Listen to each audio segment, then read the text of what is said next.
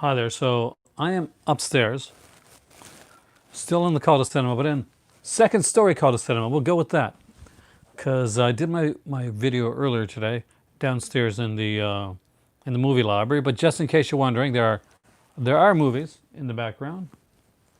All hail to the real Wonder Woman, Linda Carter. Although I do like Gal Gadot. Anyway, I am Aaron. This is Cul Cinema, and welcome to the video today. Today I actually got some Vinegar cinema releases.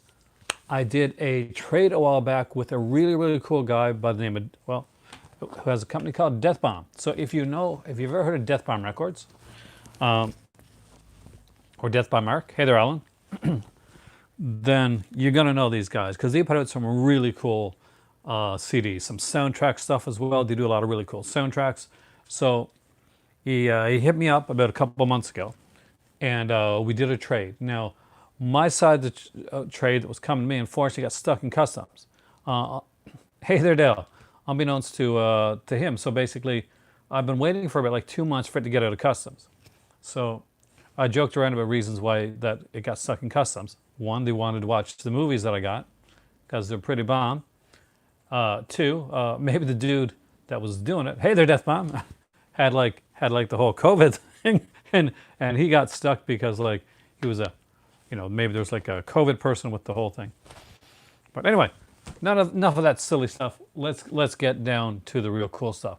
First off, there's a bonus thrown in that I'm very excited about. All right, so if you've never checked out, hey there, Italian Dan.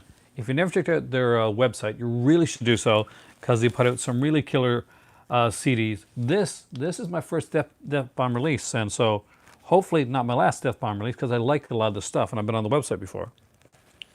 So this is the soundtrack. It's kind of shiny there. Hopefully you guys can see for the movie The Nightmare. So The Nightmare, hey there, was a 2015 documentary. It was a follow-up documentary by Rodney Asher to the original film Room 237, which he originally did. I think, and Death Bomb can correct me if I'm wrong on this, that Jonathan Snipes, right, did a lot of the soundtrack work for this one right here. So considering this documentary terrified me, as a guy that did suffer from sleep paralysis when I was younger, I don't remember seeing any demons in my sleep paralysis, but you never know. Maybe they were just in the corner of my eye. I'm super stoked to actually listen to this one here. Hopefully, over. I knew he did the first one. That's why I want to make sure on this one. I have a cat that's going crazy in the background, by the way. So if you hear like scratching, right here is like our cat like scratching post type of thing. So. And they tend to be like running around today. Hey there, Brian. We got Brian Sauer here from Just to This and Pure Cinema Podcast, which you guys should be listening to, especially if you're looking at those Fun City editions that are out from Vinegar Syndrome. The first one has been released, and I think there's another one coming out, which you should check out. I think the first one was Alphabet City, and it's a kind of a cool 80s one, which I wish I had, to be honest with you.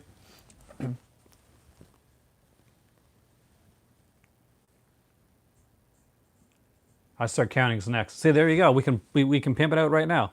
So there you go. You heard it here. Maybe not first, but you know that I Start Counting is the next one coming out from on the Vinegar Syndrome website. So check that out. So The Nightmare is an amazing documentary. I cannot wait to actually start listening to this. Thank you so much. I did not expect this, but I am so stoked. I love soundtracks. So Brian, just come in. This is the soundtrack to The Nightmare, which is a documentary that terrified the hell out of me when I was younger. Well, I was in 5 years ago. 5 years ago younger. I will qualify that as younger. Actually having sleep paralysis when I was a kid, that really did terrify me.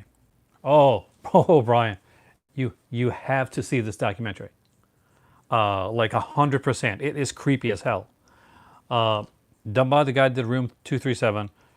It freaked me out. Because I'm a person that when I was younger, when I'm epileptic, but one of the things that kind of came along with that is I would get sleep paralysis every once in a while.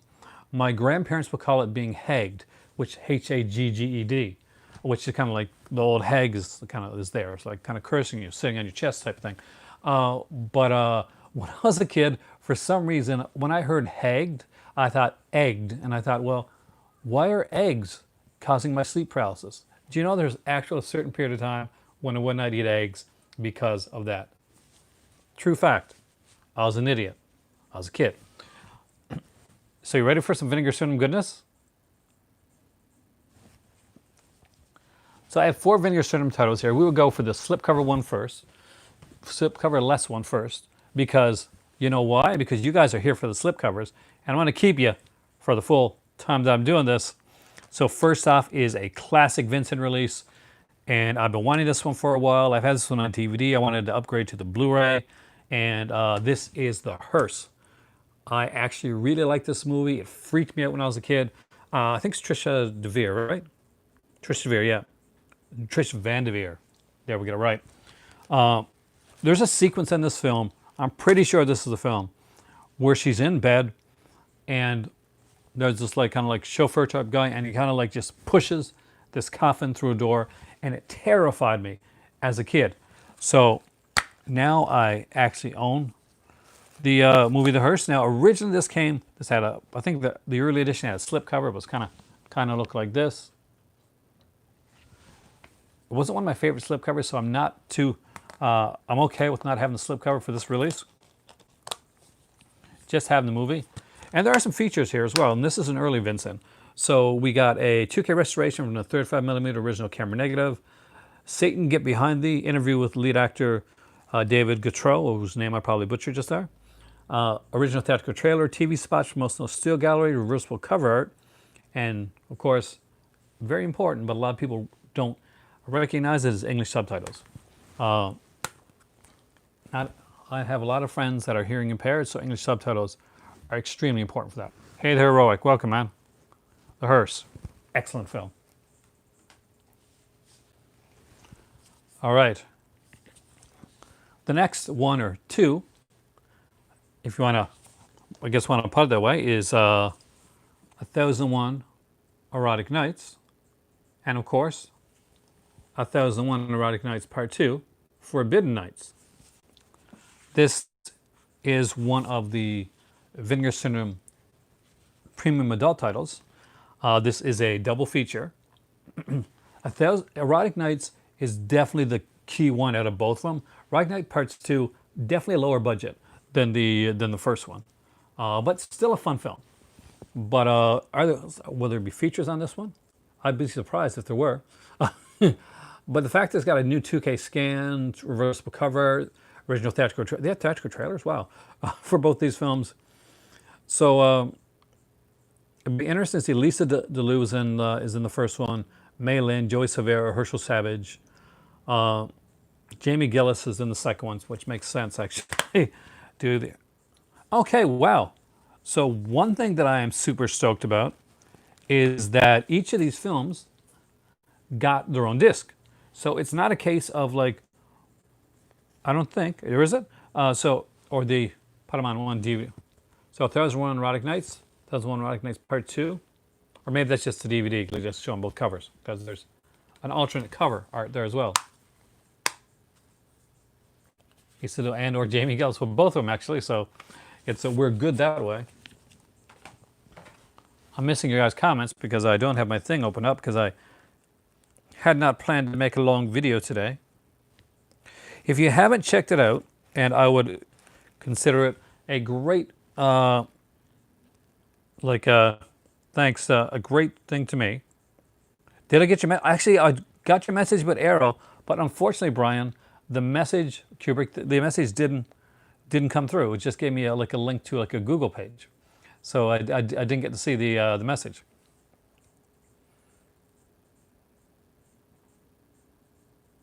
Somebody said the rumor of a 50% off sale for Vinegar Syndrome.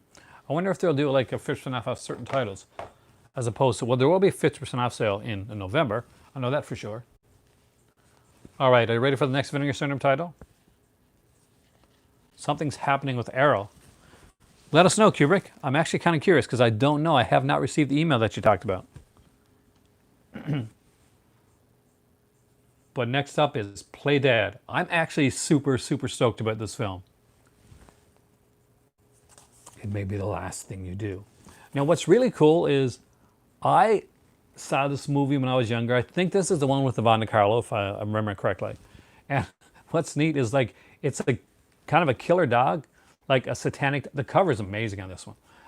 It's a satanic dog, but when he kills people, he does it in very non-dog ways. Like he doesn't like he's not ripping out throats or anything like that. No, he's doing it in ways so that it wouldn't look like it's a dog that's doing the killings. Like somebody's gonna like accuse the dog. But what's even better?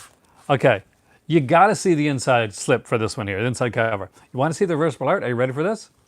Because I'm not gonna lie, it's pretty freaking awesome. And Satan's dog. Look at that. Like soak in the goodness that is Satan's dog. So I want to make sure it's the right. So yes, it is. Video interview with director Peter Whitman. Yeah. Audio interview with actress Stephanie Dunham. Original theatrical trailer, visible cover art, English subtitles. And yes, the one with the Von Carlo. So it is the one that I know, which is excellent. And so you can see the art as it is on the inside. There is Play Dead right there. But I kind of love this Satan's dog artwork, so that is definitely staying on.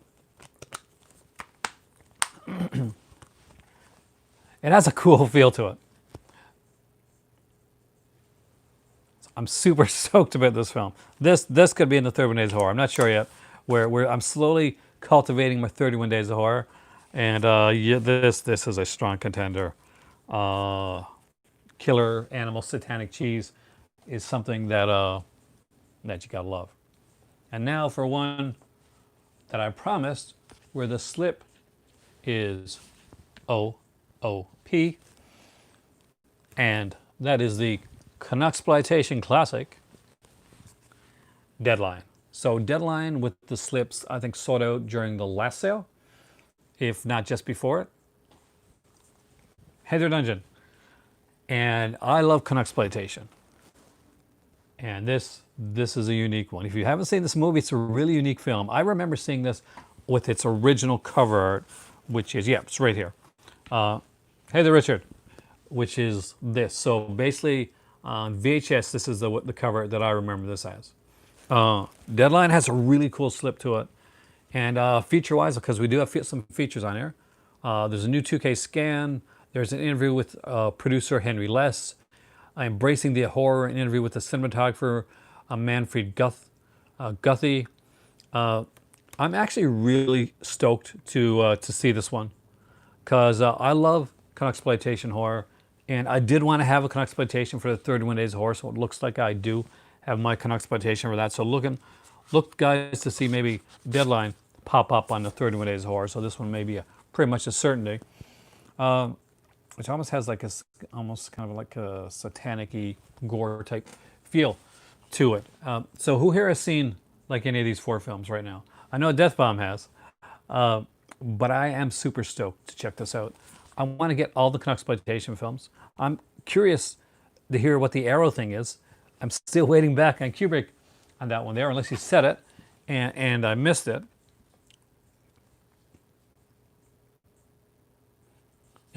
He says in the movie. Well, slips are meant to sell. Often they're not in the film. Deadline. Play Dead. So back covers of them.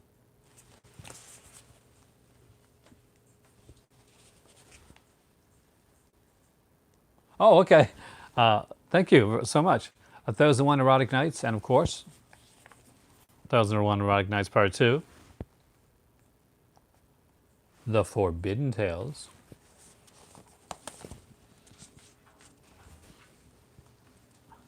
The Hearse. No, I don't think they're all out of print. I mean, like, as far as I know, Dead Alive is the only one out of print. I would have to look. It's been a while since I've checked. Maybe a couple of these are. Play Dead might still be, if Play Dead is still there. This is a gorgeous, by the way, Play Dead and 1001 Erotic Nights have gorgeous slips. So if you haven't got those yet, holy crap, these are amazing slips. And please make sure you check out Death Bomb's website, because you have amazing soundtracks and CDs there. And this is the CD soundtrack to the 2015 horror film, The Nightmare. What I was going to say before, and I forgot to mention because I got waylaid, is I did something that I haven't done on here in a long time, and I put up an actual legitimate, oh my God, a real review on the website. I did a review of the film Tombstone Rashomon from Alex Cox, who did Sid and Nancy, and also did the film like Repo Man, which a lot of us know. I know some of us have the Criterion edition of Repo Man. So this was one of his newer films. It was done back in 2017. It was just recently released. I think it released out in July. I got the review copy for it a while back, not the review, a review link. And I have been, I watched the movie over, God, around 4 or 5 times, like wanting to get it done well. And I am actually very, very pleased. I will be, all modesty aside, I'm very pleased with the review. And I think it's probably one of the better reviews that I've done. And I've gotten a lot of response back to along that lines. So please check it out. Hit the like button if you can, because it's my first time like getting a review link to work with a company. And hopefully if enough people like it and they see that people look and watch the review, then they'll maybe eventually they'll send me something else that I can review, and we'll talk about it on here as well. Has anybody gotten the chance to see the film itself yet? Because I don't want to give too much away, and the review's only 9 minutes long. See, I can be really concise when I want to be.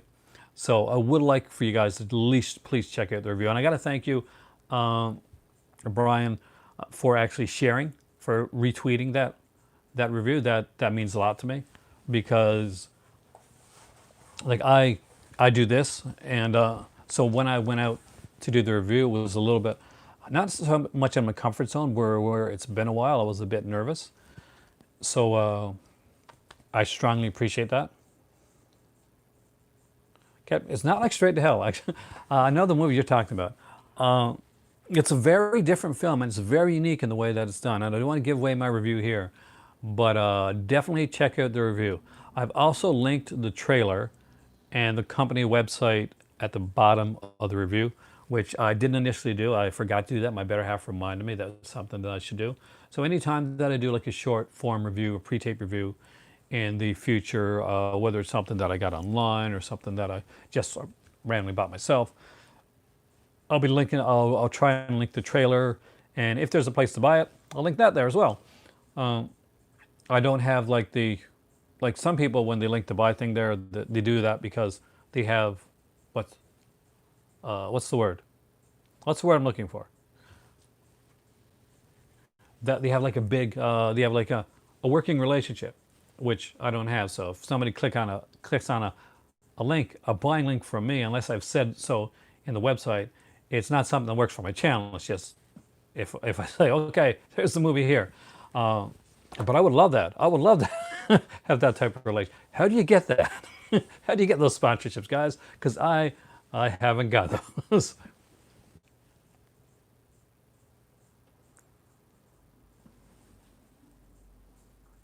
Searchers 2.0 I haven't seen yet.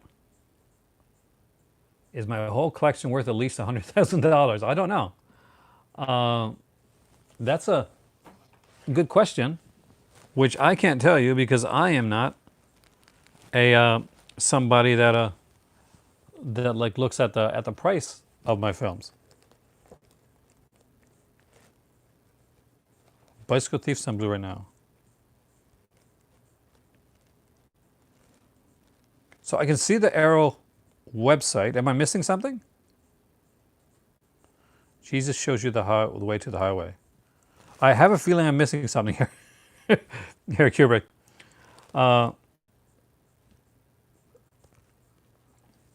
Is there something I'm missing on the website? Because I'm just seeing the regular Arrow website.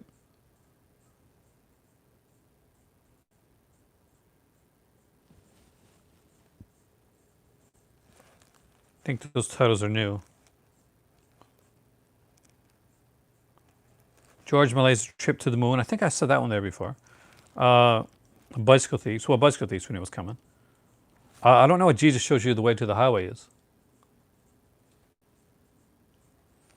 Could be worth millions yet.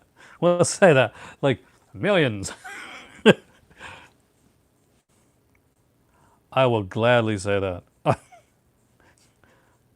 Is there a region 1 DVD box set of Hammer complete films collection? There is no complete films collection of Hammer, Alan, because Hammer was released by many different companies over the years. When it came to like releasing it into theater, it went from like they did a distribution deal with Warner Brothers for a while. There's a couple other companies that work with Hammer. So getting Hammer films and getting them released, even getting them released on Blu-ray, DVD box sets, was is something that that's really hard to do. Oh, you weren't being? Oh, no, I was. Hopefully, well, the way physical media is going, like fingers crossed, because I do tend to go for the collector stuff. I have a question for you guys out there, and maybe you guys can answer this. And I know, I'm pretty sure Brian's going to be able to answer this. So, Brian, just to this guy, I hope you're still here. Anyway, I recently went and picked up the Twilight Zone, the Blu-ray edition at Walmart, because cha-ching, $15. But they had the Blob there, and they had vampires. So I kind of got the Twilight Time edition of the Blob, right? And but I have heard that there's a ton of new features on the Scream Factory edition of the Blob. Not like a tiny bit, not like a 5-minute interview, but like hours of interview with Chuck Russell and other people and Candy Clark. Hey, they're on the Blob. Is it worth re-getting the Blob for? Scream Factory's Blob is amazing. I got to tell my better half that. What about vampires? Is there enough on vampires?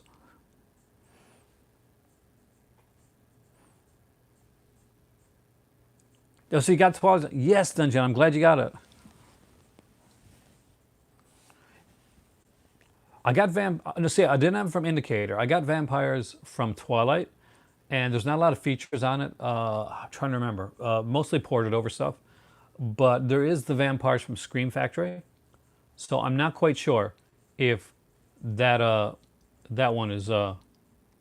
I heard IB. I wish I could tell you for sure that's available in the U.S. From what I heard, it's not. It might be a regional thing, and I do apologize if I led some people astray with that. But as far as I knew, like I figured if we're getting it for $15 and we're in Canada, then you in the U.S. are probably getting it for a much better price. This is one of the rare times that Canada actually gets a good price on something like this.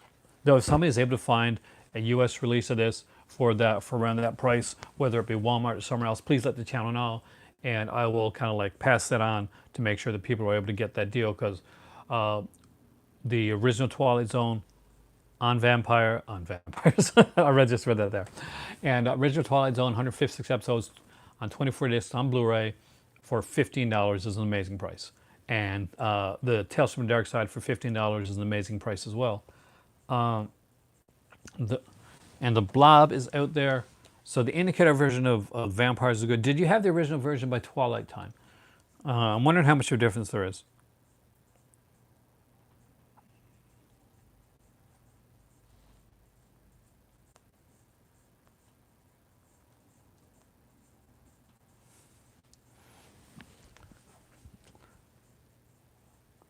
I can't show my Criterion collection today because as you can tell, I'm upstairs. So I'm not doing a collection video as of like today. This is basically just an overview and a conversation. So I'm talking about like the stuff that I got today from Death Bomb, and again, 110%. If you like music and you like soundtracks, you just have to check out Death Bomb Art, because they do some really great stuff. Whether you're following them on Twitter or you're checking out their website, and I do recommend you do both, because they put out some really, really cool stuff. And I want to get here to check out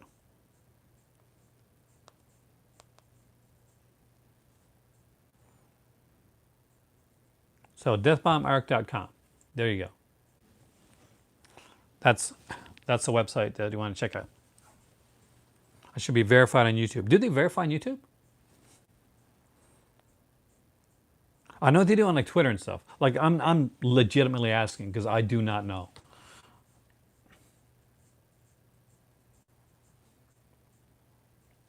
So Indicator, Carpenter commentary, Guardian interview with Carpenter. I think that's just for the Indicator one though, because Guardian is usually like an Indicator thing.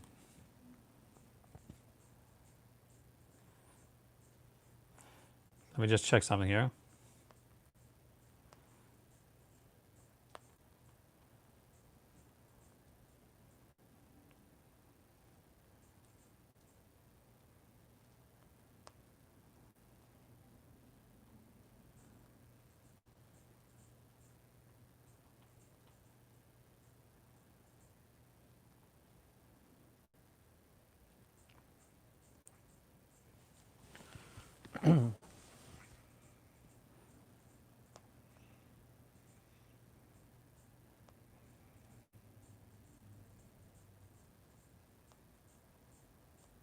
Okay, I'm still here.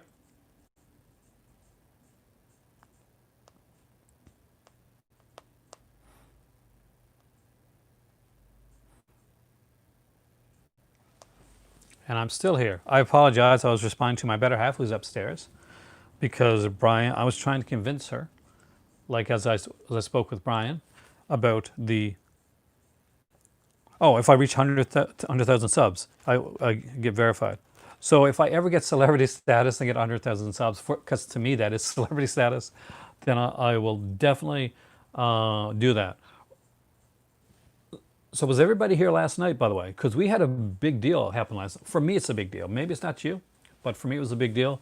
So I was making my video last night on the whole Scream Factory Friday 13th box set, and I was talking about the special features, and I got to the point where I mentioned the special feature about the extended death scenes from part 2. And a comment came across the screen that of somebody that had seen those death scenes. And I was very surprised because I was like, somebody's seen the death scenes from part 2. And I said, you've seen the death scenes from part 2? And he said, yes. I said, I'm good friends with Peter Brack, and and you know, they're pretty cool. Anyway, so that turned out to be Jamie Blanks, who is the director of Urban Legend, Valentine, and Storm Warning, and is a really good composer as well, and is a friend of the channel. So we stayed in for pretty much the whole hour until I left. So I got to thank him for that. Hopefully, I asked him on there, and so hopefully down the road we'll do like I'm going to try to get him on and do kind of a collab video. Talk to Jamie, ask him about like working on the films, ask him about some of his favorite slasher films, because he's a big slasher film fanatic like I am too. He apparently found my channel because one of his friends linked him to my Urban Legend review, and he got a kick out of it and watched a few of my videos. So it's always nice when that happens, and I was very, very honored, and I did geek out a bit. So if you watch the video later, you're probably going to notice my geeking outness. I apologize for that, but I'm a big fan of Jamie Blanks, and I'm a big fan of those films. He's one of the guys that would make like the later era slashers. Oh, thank you. And he got it. Like when you watch Urban Legend and you watch Valentine, you realize actually is a fan of 80s slashers. He totally gets it. Are they incorporated back to the film, or are they separate? I don't know. I mean, I don't know right now. I know there's like a scene on it. There's like a featurette talking about it, whether the featurette's going to show the extended scenes or if they're going to do it. I think if there's any way at all that Scream Factory can incorporate those scenes back into part 2, they will for sure incorporate the scenes back in part 2. From what I heard and what I read, because big shout out to Emily, who actually sent me an article on the scenes and the recovery of them. Carl Fullerton, the guy that did the special effects for part 2, actually going to actually, he's the guy that's had it all this time. And when they were doing an interview with one of the actors, he it was kind of mentioned.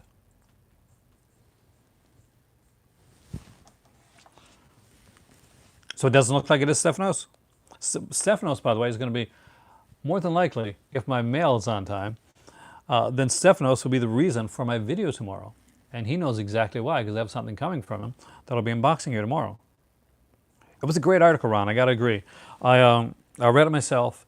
I read it over last night, but I was extremely tired. I got up this morning. I had to. I wanted to rewatch the Alex Cox film again before I did the review. 100%, I'm pimping that review out like crazy. Please check it out. Please give it a like. That's something that would mean a lot to my channel. Am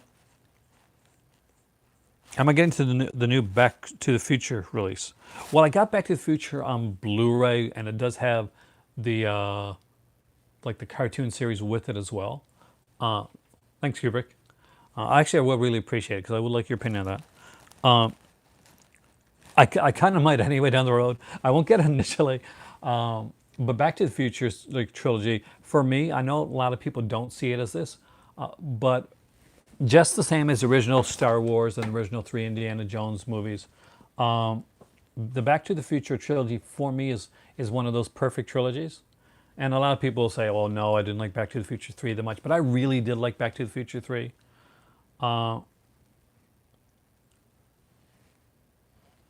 It was one of those that kind of stuck with me, and I'm a big Western fan. You don't hear me talking about it on my channel a lot or enough. Just as Jace has been waiting about a year for me to do a spaghetti Western video with him, which I haven't got done yet. I'm so slow at getting some stuff done.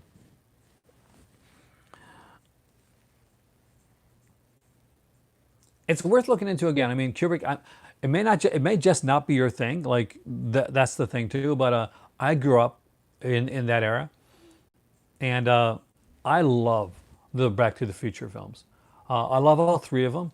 I recently rewatched them. I recently saw Back to the Future, the original one, in the theater, and that made a big difference as well. By the way, watching it in the theater.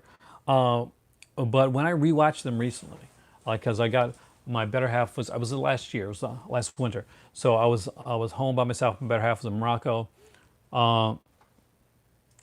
and I sat down and I rewatched the three of them, and I loved all three of them again. Do you know which one was I said was if there was one that was lesser than the other two? You might actually like the third one better, Kubrick Lover. Then you give it a shot, and this is gonna get a bit of hate. But I'll be honest with you, part two was, I loved part one. I liked part two a lot. Not as much as part one, but I liked part two. And a lot of people love part two better than part one. And then I loved part three. I was just really on board. Whether it's just like, the order that I watched them in. But it's just like, that's the way that they came across to me. Part one, I was there. I was pretty much, that was high school without I couldn't play guitar, but that was pretty much, that was me. I, kind of geeky, kind of skateboarding, that type of thing. That's my high school years. So I could relate. I could relate to that. Huey Lewis shows up in the film. A lot of Huey Lewis on the soundtrack. I'm a big Huey Lewis and the News fan. Highly underrated band, by the way, from the 80s. Sports, and two incredible albums.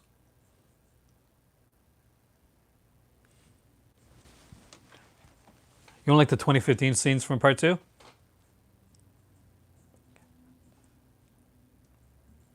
Is it part two that has the Jaws scene where they got the huge kind of like holographic Jaws that's coming down like Jaws, part whatever. And he's like, and he's like, shark still looks fake. Love that scene.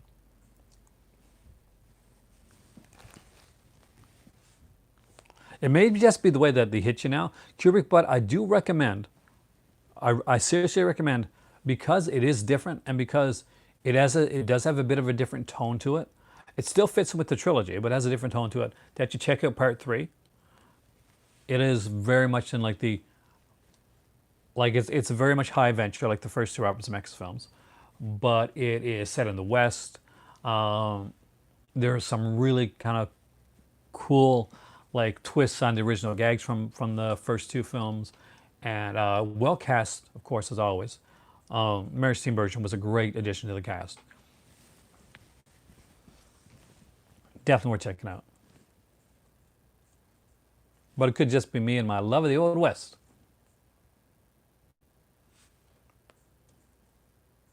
Which you find out more about when you watch my Tombstone Rashomon review. Could be the way Biff talked in the future. I don't. Yeah, the Biff thing was always kind of like release the Stoltz cut. Would you really like to see the Stoltz cut? Like I've seen a couple of scenes, and I love Eric Stoltz. He's a fantastic actor. He's like a high quality actor, but you can see why it had to be Michael J. Fox. It had to be Michael J. Fox. He's just some people just like they go into a role and then you hear about like, oh, this person was going to be hired or this person's going to be hired, and you're like, you can kind of see it, but Michael J. Fox is pretty much he's Marty McFly in much the same way that the best thing about Back to the Future, you like Crispin Glover? I love Crispin Glover. Unfortunately, it wasn't in the second one. There was a guy with a Crispin Glover mask on, which is kind of creepy when you think about it.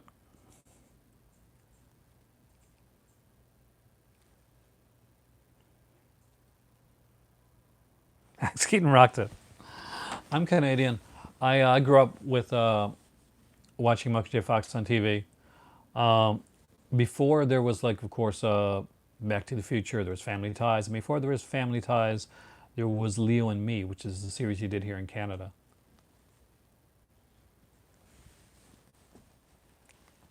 His high-pitched, squeaky voice. Now, if you're a fan of like superhero TV shows, they had the guy that played Biff was actually in Legends of Tomorrow. He's one of the dads in Legends, one of the superheroes' dads in Legends of Tomorrow, and he does a really good job actually in the season he's in. Well, Family Ties, it's not the same. I mean, like you got a really good character in Marty McFly. I mean, like it's fleshed out as much as a movie character can get for that type of for an action type of film. But Michael, Alex P. Keaton is, it's over a series of seasons, so you get the chance of get the growth in a character there. You get to see him like the remember when the time he's studying and he's using like uppers to try and to study, or the episode where he his love of his life breaks his heart, and or breaks the heart of the people that are watching the show too, and he's just left at the prom, listening to their song as it plays, and he realizes she's not coming back.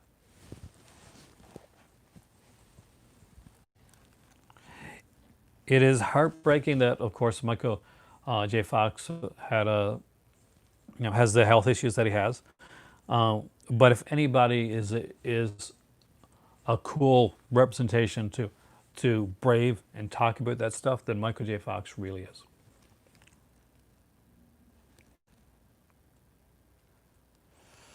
The 80s TV, the parents were always right. No, they weren't though. That's not true. The parents weren't always right in the TV in the 80s, and the kids were always wrong. Because one, we just mentioned Family Ties. And I don't know if you ever watch Family Ties or not, but Family Ties is not a show where the parents are always right. In actuality, the parents are very fallible in Family Ties. Maybe if you're talking to like more of like a cheesier show, like maybe like a Full House or something like that, then okay, you get like or maybe a '60s show like with My Three Sons, where you're getting like them at the end of the day. uh, there's that meeting with the parents where they're talking. I'm from Canada. Can you tell from my accent? Where they're talking at the end, like basically to kind of sum things up.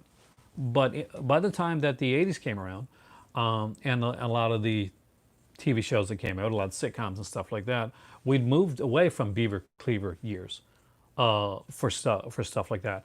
The adults were very failed and very flawed. The kids sometimes knew a lot more than the adults did. So your theory works for a 60s or 70s show. You're maybe, and not even 70s really. For a lot of 70s shows were changed by then as well. It doesn't work. It doesn't hold water for especially if we look at Family Ties. Perfect example of that is Tom Hanks' character. When Tom Hanks' character basically is put into it, he's introduced and he's fun, and he's the uncle, and he's fantastic, and he's an alcoholic, and all of a sudden he's not so fun anymore, and he's angry, and he's a little scary, and he's messing up that job interview.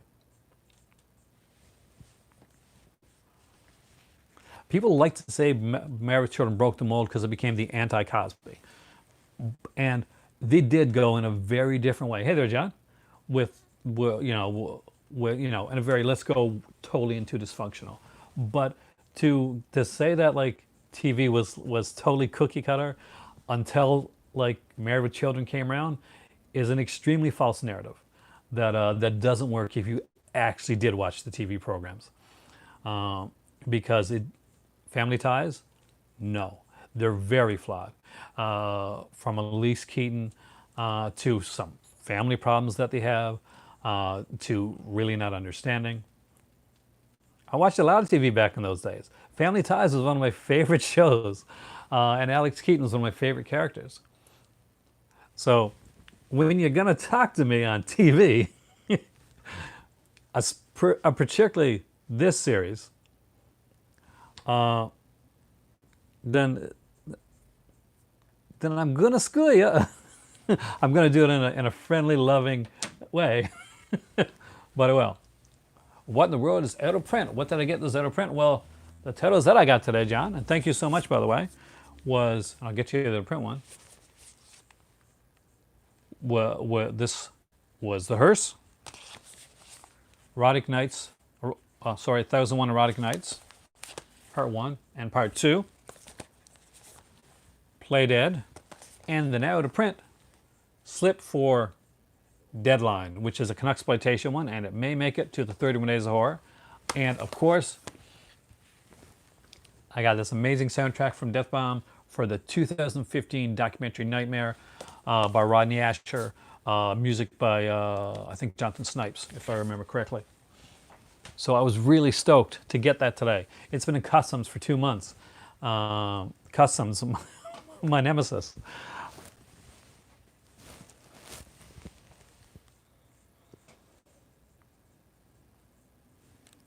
Well, I wouldn't want Family Ties to be The Sopranos. I think you're overestimating 90s TV.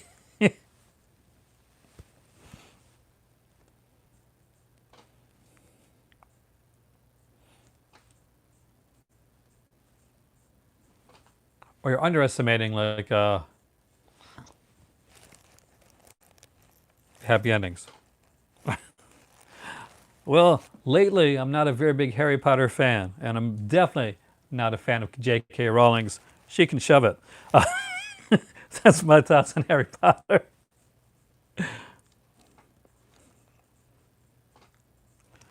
I think there's a golden aspect of TV that we really don't talk about a lot.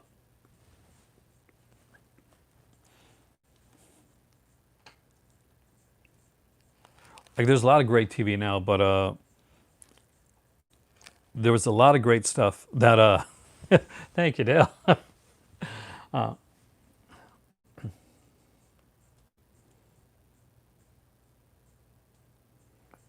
She turned out to be a horrible person, so we'll just go with that. I don't want to go any further to it than that.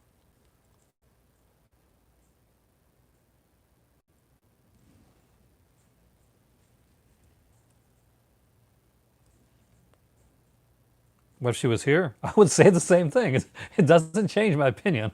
I'm pretty bluntly honest.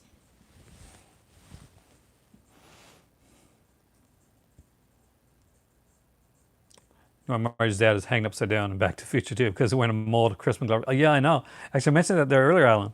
It was so creepy to have like the kind of the mold of the face. Didn't Chris McGlover sue for that?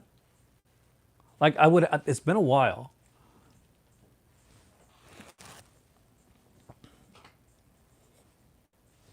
Is that your apartment? Tell her smarten up. Well, standard DVDs get less production and Blu-rays keep going. I don't think standard DVDs are ever going to get less production, and I'll tell you why. Because there's a lot of people that buy standard DVDs. DVDs are still the highest selling of any physical media format that is out there. 4Ks are starting to pick up in sales. Blu-rays have started to pick up in sales, but you know what? DVDs are still the predominant media that are out there. There's a reason for that, though. As much as people like to, especially collectors, buy Blu-rays and they'll buy 4Ks, people, and even me, I'll still buy DVDs whenever I can. If you've got a cabin, if you have kids, or it's just like you've got like one of the old DVD players that you got in the back of your, maybe back of your car, your SUV, or your truck, whatever, and you're taking your kids on a drive, you want to put in like a DVD for them. Pretty easy to do. A lot more expensive to get a Blu-ray player and put on the back of there. A lot of cabins will have old school DVD players in them. Easy to easy to carry, easy to cart. There's a lot of places that have that. And there's a lot of places too, like people say, well, what about streaming? What about like streaming and stuff like that? Well, if I'm going to a cabin, we usually don't have like really good internet. If we have internet at all. Like often, I remember like going to like we rented some cabins, and like getting a signal, we had to walk, we had to like drive ways like to get a decent signal even on our phone, right? So it's good to have because it's a cabin in the woods. Yeah, cabins in the woods, exactly. So it's nice to have like something like that.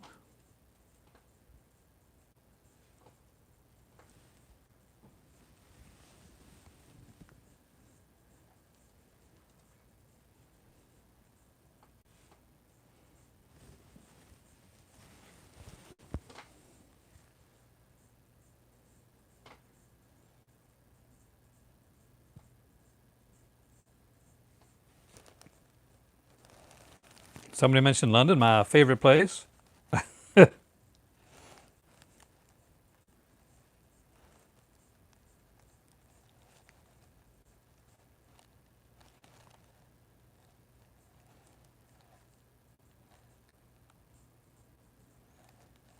Few people say that physical media won't exist in 5 years. Yeah, there's a lot of people there's a few. Hey, the Cinematheque. There's a few people out there that do say that, and I'm guessing he's probably not saying it just because he doesn't want to offend anybody, and I get that. And other times they'll say it. I'll not say it because I don't want to give credence to someone whose opinions like kind of.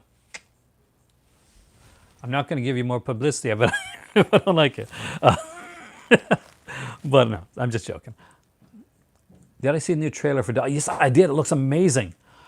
Has anybody seen the trailer for the new like 007 film? Because holy crap, I want to see this movie. I want to see it now. I want to see it at the drive-in. I really want to watch this at the drive-in. I don't want to watch it in the theater. I want a drive-in experience for the new 007 film. I hope they get it. It looks incredible. The drive-in has like my favorite fries of all time, and so I'm definitely going to go to the drive-in and see it if possible. We're going to see The Exorcist there too. I won't name him.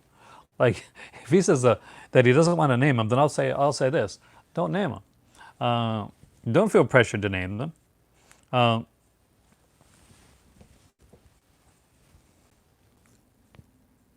It's cool.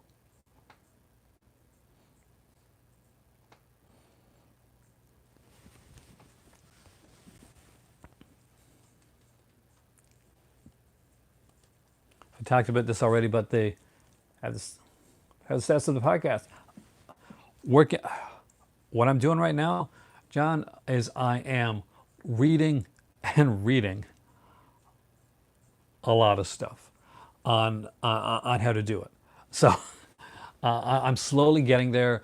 I'm looking at like how I would want to do it.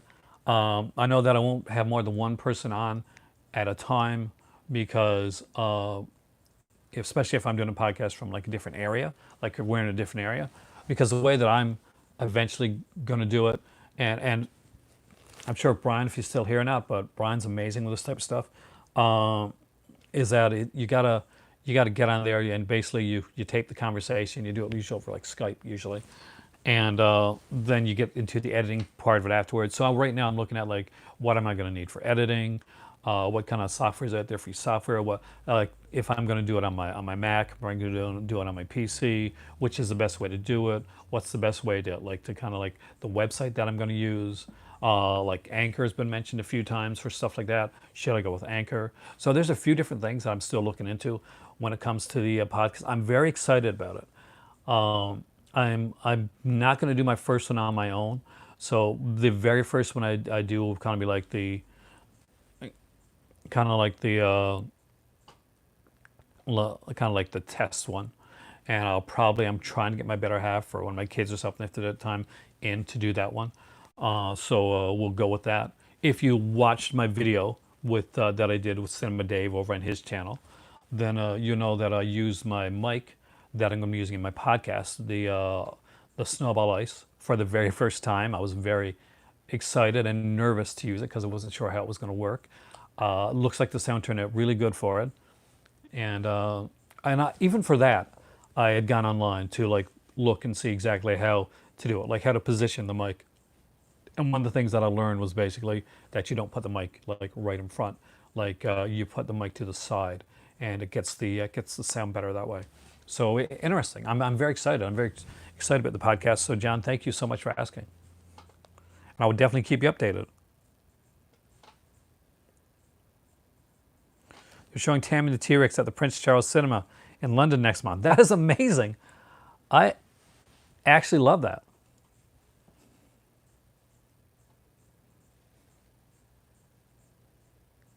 Hey Ryan, welcome man.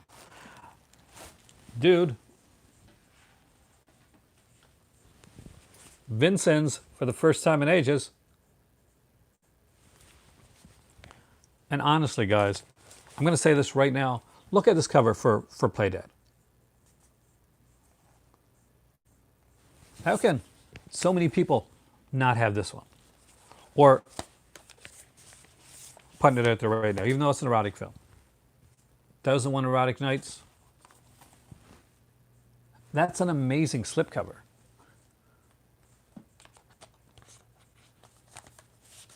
And what you want to do, what you really want to do, is you'll show people Playdead. You show them like, hey, look at this. See this movie? And they'll be like, that's pretty cool. The dog in the slipcover is pretty cool. Then you're like, yes, but let me show you something else.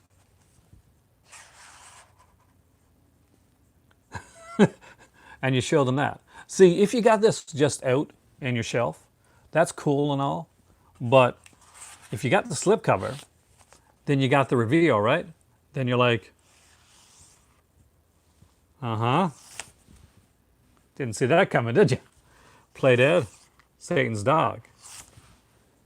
You got the reveal. And the reveal is paramount.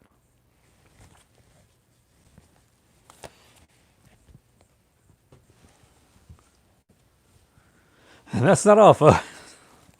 Let's see. I should be one of those K-tail guys, you know?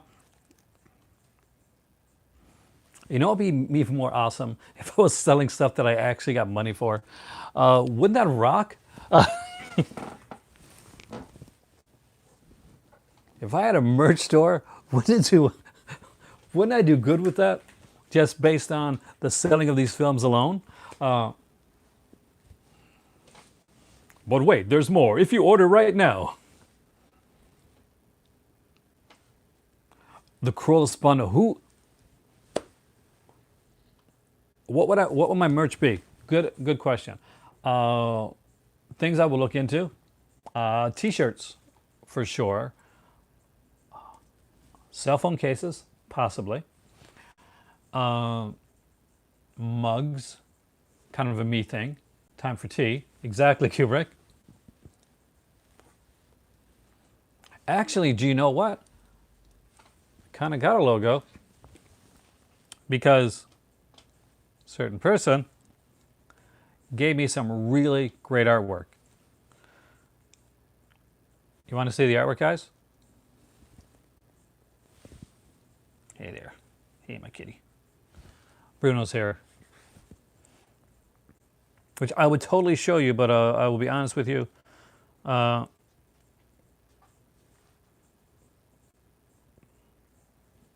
wow.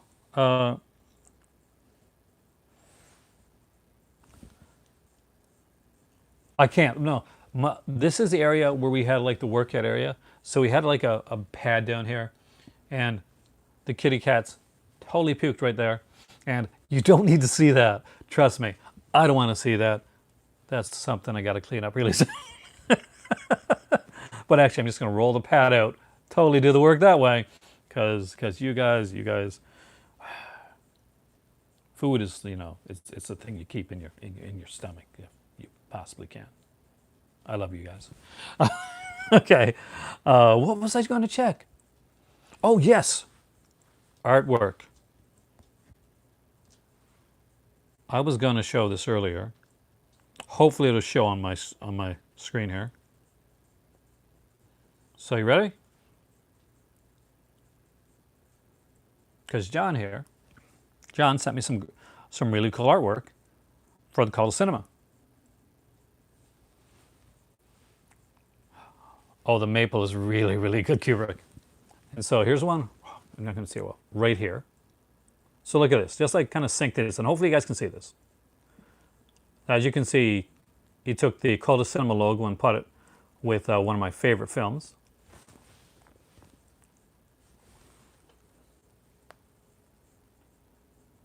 This one will come out a little bit better, I think. Then he did the Call of Cinema and put it under this kind of like purplish background, which I really like. Look at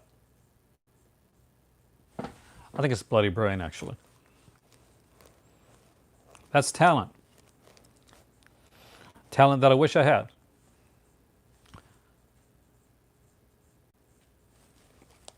And I asked him, I said, one of these days I may use this.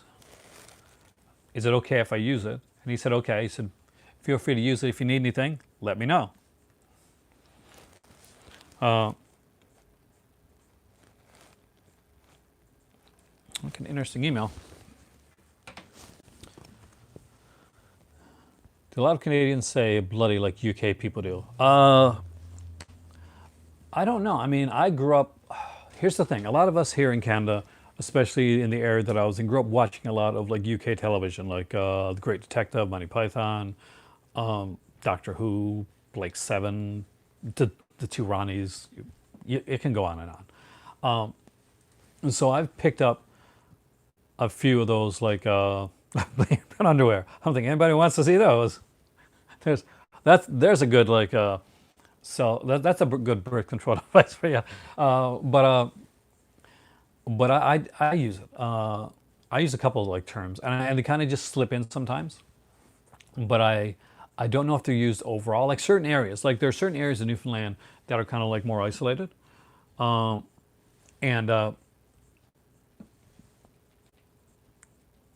you should get a website, Sasha, for your artwork. Like say some that you can't show on YouTube. Do a website. Get a website. Like search putting your artwork on there, because you do some cool stuff. But basically, there's certain areas in Newfoundland that were pretty much isolated from early on.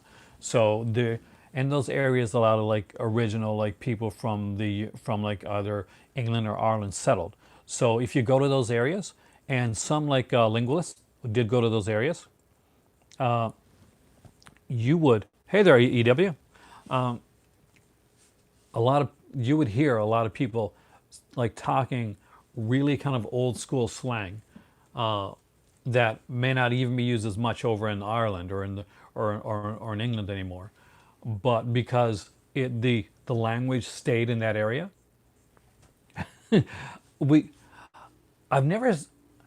I gotta say something. Have you ever heard me say "a" on here?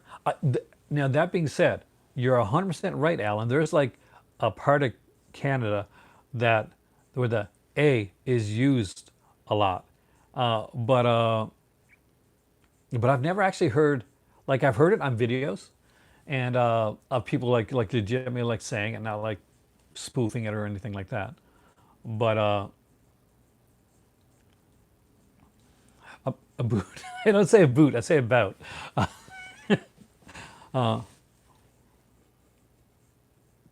The way we say out is different. The way I say some things are different. One thing you'll notice here, and it's from my Newfoundland background. I'll put this to you right now.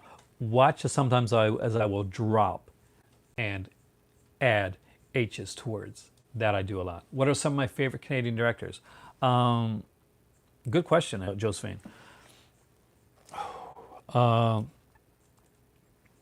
Who is my favorite Canadian director? There's a lot of directors that I like. I love Cronenberg.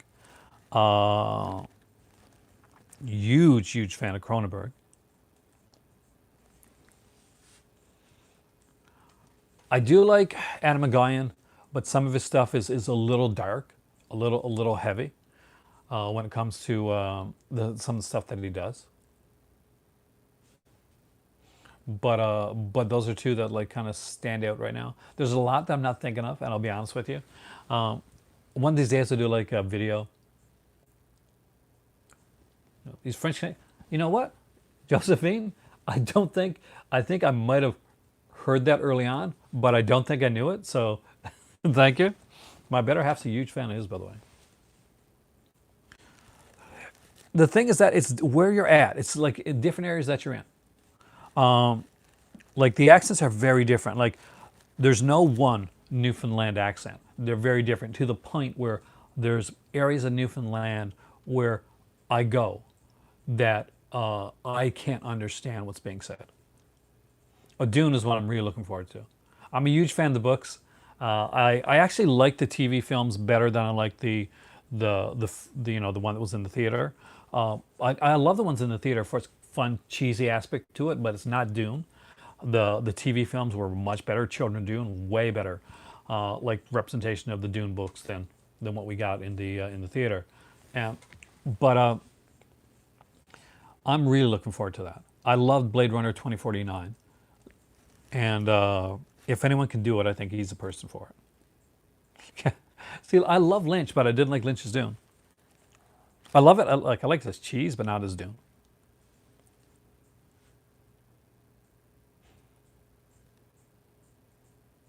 I didn't understand anyone from New Orleans. Well, actually, my good friend, actually one of the guys I grew up with, James, he is from New Orleans. Well, he's not from New Orleans. He's from Newfoundland, but he moved to New Orleans, and he became like a psychiatric evaluator, and he's lived there ever since. He's got like 2 or 3 kids now. Andrew Jordan is the best Canadian director. The only thing about Newfoundland accents is that land is always pronounced pretty hard. Newfoundland. Newfoundland. Thoughts on the animated Lord of the Rings? I saw it years ago. Uh, I enjoyed it at the time. I don't know what my better half thinks. My better half is a huge Lord of the Rings fanatic, Josephine. It's like as in when I say that she's just the movie. She loves the films, but no, she's like Christopher Lee. She's the person like she reads Lord of the Rings like yearly basis. That's one of the things she does. She'll read through the Lord of the Rings. And me, not being as classy as her, I found it a little bit harder to get through Lord of the Rings when I first came in and read it. But I like the animation for Lord of the Rings. They take a lot out, but so it's interesting. Peter Jackson's Lord of the Rings came out. People weren't worried about how it would turn out due to previous iterations failing. It's true, actually. Nobody. I think Peter Jackson just had like he had a bit of like good faith going in. You say "pup" with an "ut." I say a lot of things with weird accents. Don't make me self-conscious. I guess I'm actually not very self-conscious.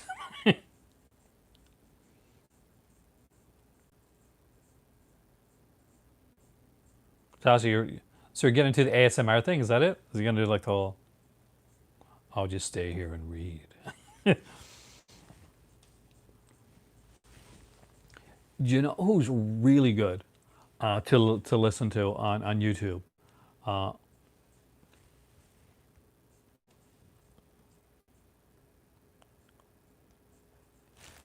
you always find it odd when people say speak with an accent. I get that, Vanessa, because I never heard myself speaking with an accent. Now, here's one thing that was really bothersome when I was younger, and anybody here that's from Canada will might understand this a bit more. So when I went to when I lived in like Newfoundland, I moved early on to Ontario, and I lived in Ontario for a while, and I came back to Newfoundland, and I moved away again, and I lived in Alberta for a while, and I came back again. So eventually, I would be going around, and I would be getting into a cab, or I'd be talking to somebody at a bus stop, and they'd say, "Where are you from?" And I'm like, I'm from here." And like, "Are you sure?" I'm like, pretty sure. I was one of the reasons I kind of got picked on when I was younger is because my accent was different than everybody else's. Yeah, exactly. I'm from here. Oh, like I was different from everybody else's. So that was like that was another thing. After being a guy that used to stutter a lot and getting over that, then because I moved around a lot, basically I had the whole thing where people thought my accent was strange because it didn't sound like it was from here. When I went over to London and I was sitting back and talking to my better half at a bus stop where we're waiting for a bus to come,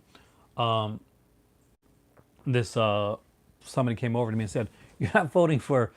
Okay, I'm not going to say who, but we know who it is. "You're not voting for that guy, are you?" This was in 2015, 2016, and I'm like, "What? 2016? Yeah, what about now?" So I'm like, I'm not voting for anybody. I'm Canadian." Uh, so she's like, "Oh, okay," and that happened twice when I was there. Same exact thing. But when people like say now, "Oh, you sound so Canadian," I actually am so excited to hear that because I didn't get it when I was a kid. Did I go ice skating in the winter? I did. I wasn't a great skater, Cinematech. Um, I was the type that would be put in the rink in the you know put in the net a lot. I did a lot of that. I loved ice skating. Then I realized, oh man, I'm loving this. I'm going faster. I'm going faster. Oh crap! Stopping's the thing. I was a bit hard on the stopping part of it. I stopped a lot on my shoulder. Not gonna lie, I did that a lot.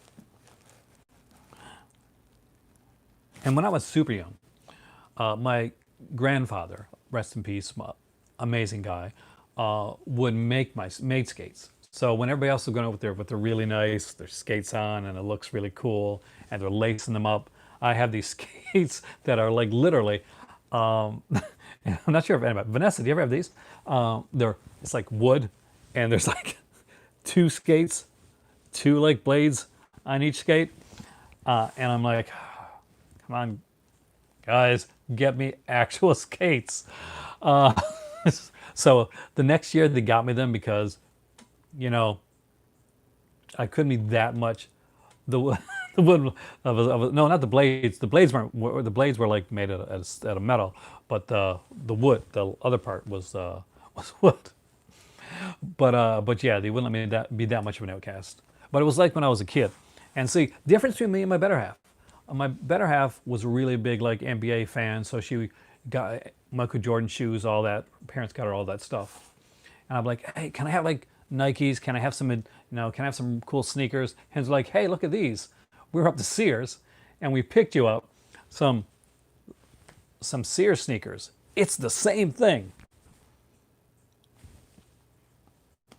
As a guy that has three pairs of sneakers upstairs right now, no, it's not the same thing. I can verify that right now. Even as a kid, I knew it wasn't the same thing.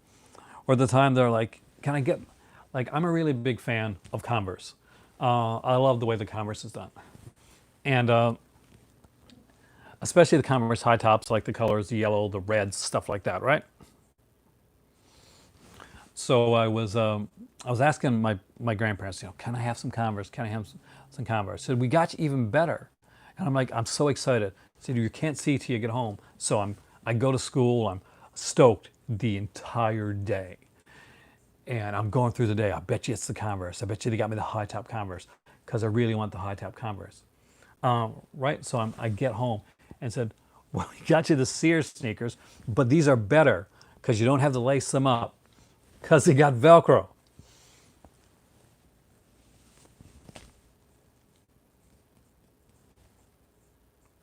Disappointed Aaron that day.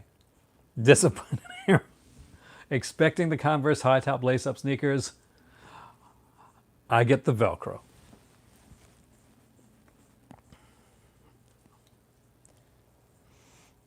Do I still wear Velcro? No, I don't wear Velcro. I got a yellow I got a yellow pair of Converse upstairs. I have I think a blue Adidas and just some regular ones right here. These are just what are these? I can't remember. These are just like gray, bluish. I can't remember what the brand these are. But because of that, because of like when I was younger, I think I'm more brand specific now, which is just something you kind of grow up with. Like you're like, "Ah, I didn't get this when I was younger. I'm going to overcompensate as I get older, and I do feel in a lot of cases you get what you pay for. Hence all the collecting that that I probably do. So see, the enemy film, the sweater. I love the sweater. I watch that at least 3 times a year. I remember showing my better half the sweater the first time. Which, by the way, if you guys haven't seen it, it's a Newfoundland. It's a National Film Board of Canada animated short, and it's based on I think it's Rock Cuisines, right? Short story, like Charles' book, The Sweater, which is really good. And the basic concept of the story is there is a kid in Montreal, and everybody has the Montreal Canadian jersey, and everybody wants to go down the ice pretending that they are the great Maurice the Rocket Richard. It's called The Sweater, and it's on YouTube, so you can definitely check it out, Kubrick. And trust me, it's worth checking out. So his sweater it's not fitting him anymore, it's getting raggedy and stuff, so eventually his mom has to throw it out. So she doesn't like, she goes to the Eaton's catalog and she says, hello, dear Mr. Eaton, I would like a sweater, a hockey jersey for my son. And unfortunately, what happens is they send him, instead of a Montreal one, they send him the dreaded Toronto Maple Leafs sweater. And if you're Canadian, then you know that the Montreal Canadian fans and the Toronto Maple Leafs fans are diametrically opposed, and they have been for years. They're really kind of hate each other. So he has to go to basically he has to go and play on ice with his Toronto Maple Leaf sweater, and nobody likes him all of a sudden. Anyway, so watch it yourself and check it out. It's really fun. Here, Disney's making a live-action Snow Queen movie. I did not hear that. I actually don't know about that. Sacre bleu, the hideous Maple Leafs. You think you are better than us with your Toronto Maple Leaf sweater? I was like when Elaine says a Baltimore Orioles cap to a Yankees game. Yeah, exactly. It's exactly like that. I know over there in the U.S. you're like really big into baseball. Here in Canada, like hockey is kind of like it's our thing, and my better half is really into like what's football, well, real football. We call it soccer here, but football where they actually use their feet.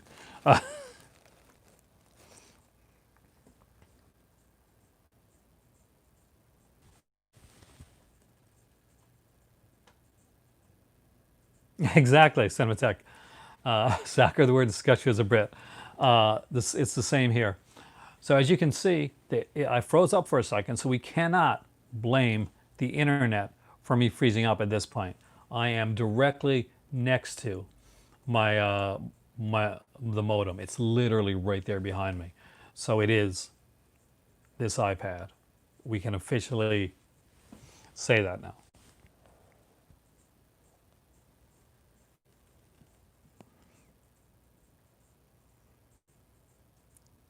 Is a football player? My dad was well. You see my dad on the channel before, but he's a musician. That was his deal. I think he probably wanted me to have like musical talent, and I had none. I was like I was an actor. I was the oddball. Uh, Damn you, oddball. Damn you to hell. I agree. Do I have a favorite football team? My better half does, and not me, not so much. I watch it. I watch I watch the World Cup every 4 years. So, but I don't get to watch as much as I would now. Over in Morocco, I think. Oh, I more than froze, Kubrick. Just to let you know, it disconnected. It just froze on your side, but it did more than freeze on my side. Uh, Manchester United. I know a lot of people that are Manchester United fans. So do you have the scarf?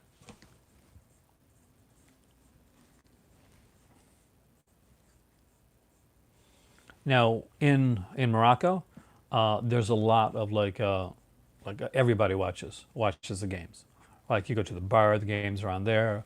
I know that my better half, her friends, like my better half's was a big tomboy growing up. So a lot of her friends are guys, and they're like kind of like jockey guys. They're all married. They got their family, their kids, but they all get together and they watch the football game. We did that a couple times actually. I'm going to try to get them to watch hockey.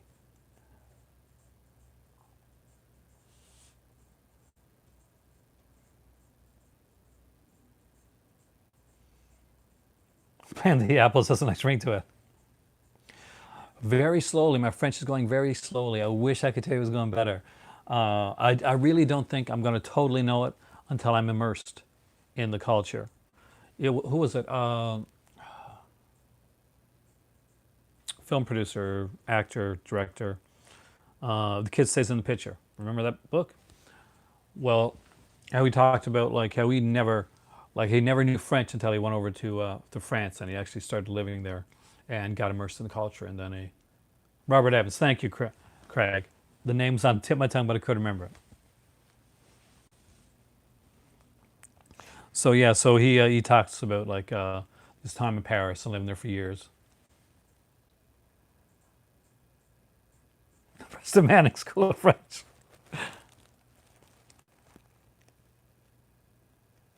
See, there's only certain Canadian people that are going to get the Preston Manning School of French thing.